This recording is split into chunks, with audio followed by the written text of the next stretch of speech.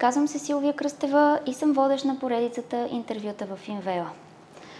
Днес ще разговаряме с специалистът по естетична и пластична хирургия и създателят на Инвела клиник, доктор Веселин Молов. Здравейте! Здравейте! Вие, вашата практика, работите вече няколко години изцяло на полето на естетичната хирургия и медицина. Защо решихте тези интервюта да се провеждат в Пловдив, а не в София или Смолян, където основно работите през годините? Може би това е реверанс към романтиката и амбициите на началото на нашата практика, която започна в Пловдив и след това продължи в София. И така, това е моя аплаут към Пловдив. Да. Работите повече от 25 години хирургия и в частност пластична и естетична. Какво се промени през годините? Действително започнах да работя медицина в бърза помощ в Девин. След това продължих в катедрата по гръдна хирургия на Медицинския университет Пловдив. Там работих основно върху рака на гърдата и въведохме най-модерното и за днешните дни технологично-хирургично направление в лечението рака на гърдата. Онкопластична хирургия при рак на гърдата. В последствие, може би, по време на тази моя дейност аз се запознах с възможностите на пластичната хирургия и постепенно започнах да работя тясно в нея. Като първо премина стажа ми в клиниката по изгаряне на Свети Георги в Пловдив и клиниките Пирогов. В последните години вече работя изцяло естетична хирургия в частни клиники по пластична и естетична хирургия, а в последните години развивам и свой собствен проект Инвела клиник. В последните години се насочих към цялата си дейност в бутикови клиники по естетична хирургия. Този модел на практика взаимствах от някои реномирани клиники в Австрия, Швейцария и Швеция. Например, любопитен факт е, че една от най-реномираните клиники в Австрия се нарича Вила Радецки, подобно на нашия кораб Радецки, бутикова, луксозна, по-виенски, уютна сграда, в който работи професионален екип на високо ниво. Доколко приемлив смятате, че е този модел на медицина в България? Към момента не всички специалности могат да го развият и за не всички специалности е подходящ. Специално за пластичната и естетична хирургия смятам, че е много подходящ, защото некомфортни са. Това е моето усещане от държавните болници, едни широки коридори по 4 метра, на които си ухаяна болнична храна, сгради по 12 етажа или на централен булевард. Моето разбиране в тази посока не е това, по-скоро създаването на един уют в изпълнението на тая високо специализирана дейност. Да. Според вас, кога избоя толкова пластичната хирургия? Може би с появата на социалните мрежи? Социалните мрежи разкриха възможностите на пластичната хирургия в една конкретна нейна дейност. Но специалността винаги е била елитна и елитарна, от гледна точка на това, че отдавна се знае в лекарските среди, че тя е възможността за разрешаване на много проблеми, които не могат да бъдат разрешени с нито един от методите на другите специалности. Какво е според вас нивото на българската школа по пластична хирургия? Винаги съм смятал, че нивото на българската школа по пластична хирургия е много високо и това се обосновава от факта, че лекарите, практикуващи в България, принадлежат към различните езикови школи и оттам към различните школи и течения в самата пластична хирургия. Когато е, например, англосаксонската, основно американската, на която аз съм привърженик, но има и колеги, които са близки до френската, до немската, до някъде до италианската. Този букет от ноу-хау и знания ние си обсъждаме в нашите практики, независимо, че сме конкурентни по принцип. А кои са лекарите в България, които бихте споменали като свои вдъхновители? Никога не съм крил пристрастеността си към делото на Никола Нетков, който от една малка провинциална клиника в Русе след Втората световна война създава пластична хирургия на световно ниво. неговите резултати и днес така блестят с финес, с ум и идея в методите, които е използвал. Аз съм минал през различни нива в своето развитие и като лекар, и като пластичен хирург, и различни хора са имали отражение и са ми влияли така. Може би в моето академично ниво, може би в моя академичен период, най-голямо отражение имаха доцент Павичарова с нейната взискателност и прецизност към работата, доцент Евстатиев с изключително галантната си академичност и безкрайно доброжелателна колегиалност.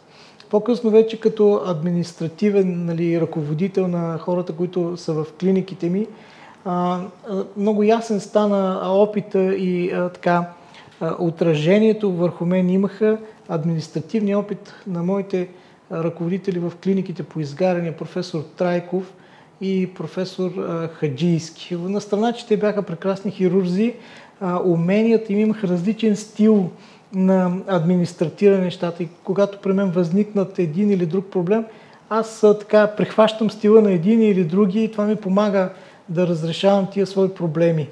И много съм благодарен, че ги срещнах така в хода на кариерата си. Вече като менеджер на клиника по естетична хирургия, може би Илю Стоянов е човека, с който така съм попивал от неговия опит. Сега уважението ми към него се определя от факта, че той се е лекар от кариерата, много добър менеджер, добронамерен, колегиален и диалогичен човек. Пожелавам му дълги години успешна работа, но за мен той си остава така. Той е един от емблемите на това, може би последния мохикан на това славно време в естетичната пластична хирургия, която се възстановяваше и развиваше частната практика в България. За мен той винаги ще си остане еталон в това отношение. И като лекар, и като менеджер. Добре, какви са основните предизвикателства пред пластичната хирургия в България? От доста време основното предизвикателство към пластичната хирургия е Турция. Лошото и административно и финансово така ръководство води до инфлационни процеси в нашите практики. Оттам идват едни от подмолните маркетингови похвати, които се реализират чрез социалните мрежи. Какъв пример бихте дали? Едно са слухове, че се дават пари на пациенти, дори доволни, успешни пациенти на дадена практика, които са активни в социалните мрежи. Те биват издирвани, превеждат им с суми и те да променят мнението си, да гравират определен проблем и в разрешаването на този проблем винаги присъства турската школа. За цвят се поставя някой така от нашите колеги, да кажем. Да. Или пък другия така изключително да се консултира в нерегламентирани хотели, заседателни зали и където се посещава, това е един първичен лекарски преглед. Добре, в случая българските медицински власти, те как реагират?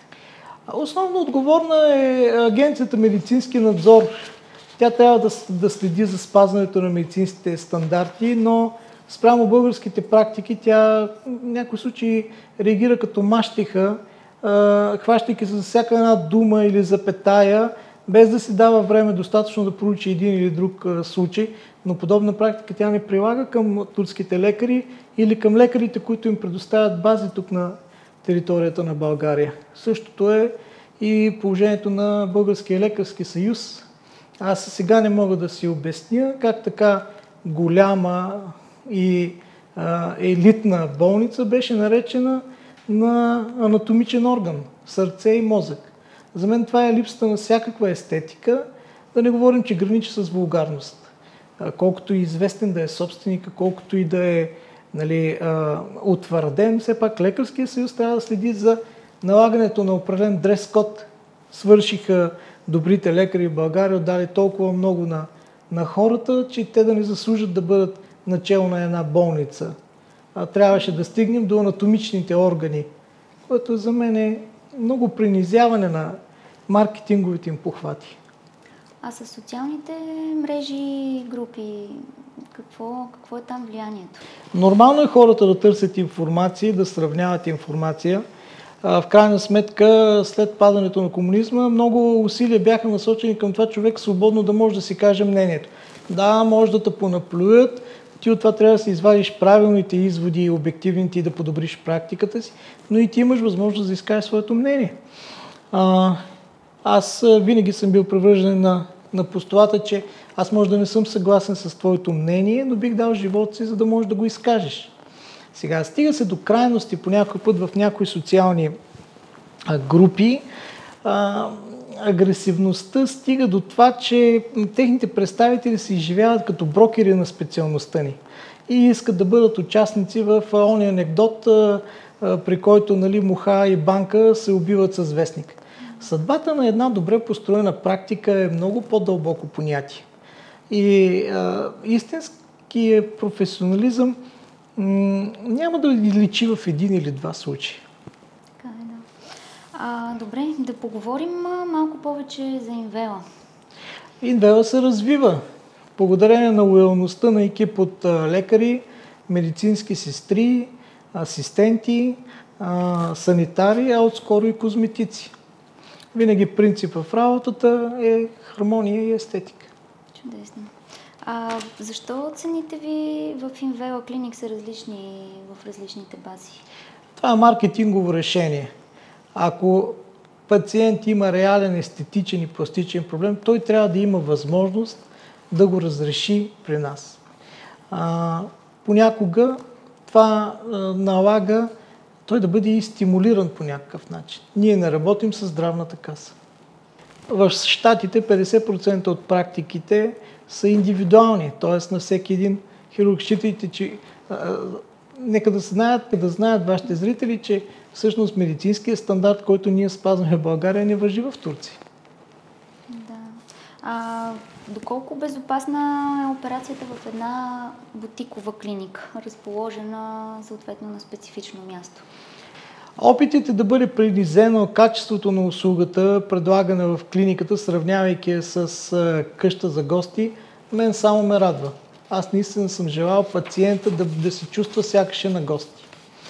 Понеже има закачка с Инвела Клиник, нека да разкажа някои неща специално за организацията, структурата на работа.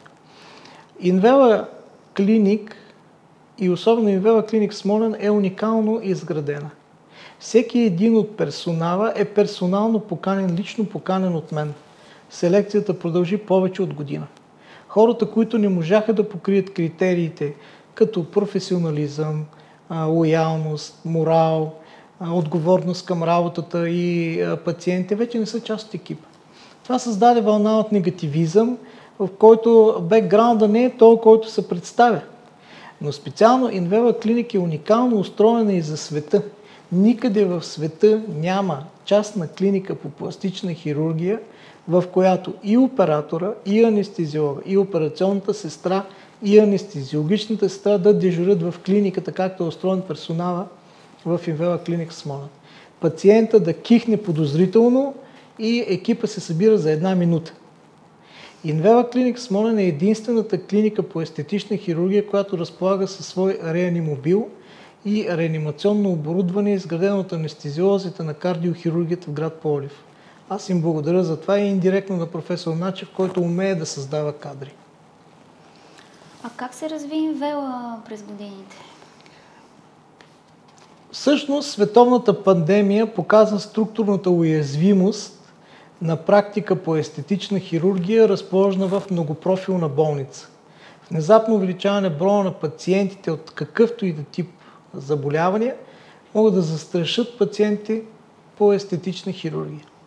Точно в този момент Инвела Клиник се ситуира в бутикови клиники, която е фамозната Адела в София и уютната Инвела в Смолян. Общата квадратура на здравните заведения е над 2000 квадрата, но те са функционално разделени. Това създава много добри възможности за противоепидемичен режим, за хигиенна обработка на сградите и инструментите и за контрол на потоците. При нас потока на здрави пациенти никога не се смесва с такъв на пациенти с заболявания.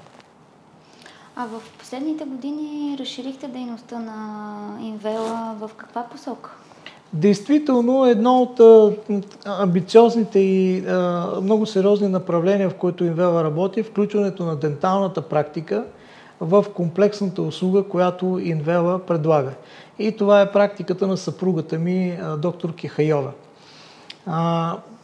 В последните години те се насочиха към по-мащабни проекти, един от които е работа под обща анестезия на стоматологични пациенти. Самия аз бях учуден колко много деца са с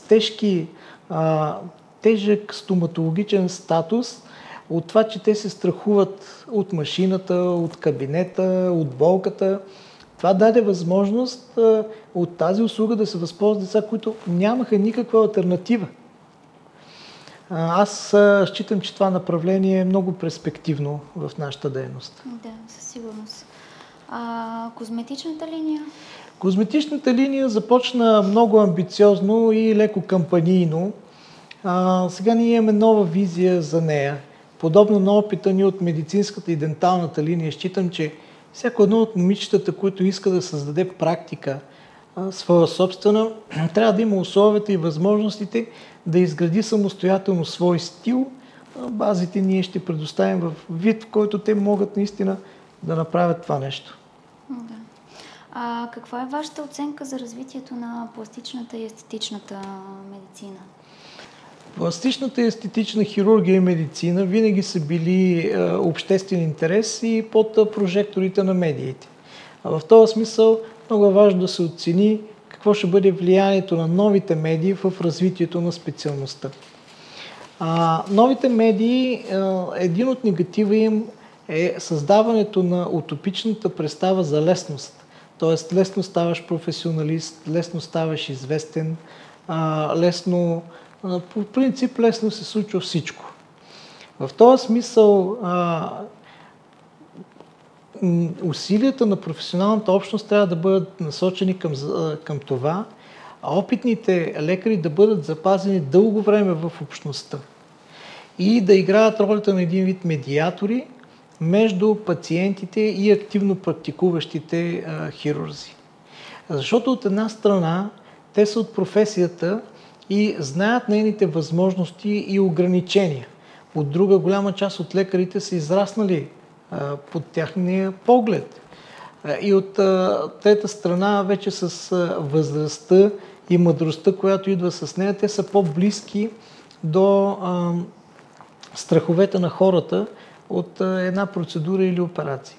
В този смисъл аз мисля, че тяхното участие като медиатори в процеса между пациента и лекаря там, където има сътресение, би помогнало не само на нашата специалност, но и на много други специалности. А за бъдещето на Инвела, какво бихте казали? За бъдещето на Инвела аз съм повече от оптимист. И това ще стане ясно със сигурност в бъдещите години от проектите, които ние ще предложим.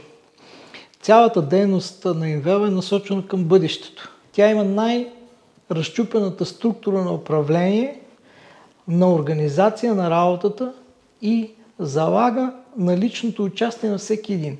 В Инвела Клиник автономността и професионалното развитие на всеки са уважени. Добре, благодаря ви, доктор Моллов, за този разговор. Вие очаквайте следващите ни включвания в поредицата интервюта в Инвела.